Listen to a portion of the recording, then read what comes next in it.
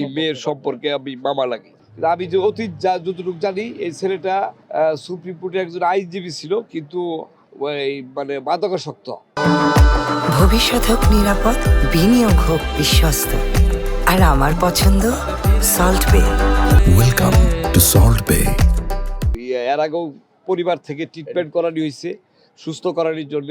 ছেলেটা totally addicted ছিল। যেভাবে একটা নিরীহ মেয়ের যেভাবে হত্যা করছে, এটা মানে এটার যাতে ফাঁসি হয়, এই ধরনের একটা আমরা বিচার চাই। আমরা মধ্যরাতে খোঁজ পাই যে এখানে তাহমিনা আক্তার তনু নামে একজন ভদ্রমহিলাকে তার স্বামী তাকে মেরে আগুন জ্বালিয়ে দেয় তার বাসায়। এটা স্থানীয় লোকজন এবং সংবাদ কর্মীদের মাধ্যমে খোঁজ পেয়ে আমরা সদর থানা পুলিশ দ্রুত এখানে এসে তারপরে এবং ফায়ার সার্ভিসের সহায়তায় তার লাশ উদ্ধার করা হয়, তার লাশের সুরতহাল করা হয় এবং যার বিরুদ্ধে এই হত্যার অভিযোগ তাকে আটক করা হয় এবং স্থানীয় জনতার সহযোগিতা এবং সে আমাদের পুলিশ হেফাজতে আছে।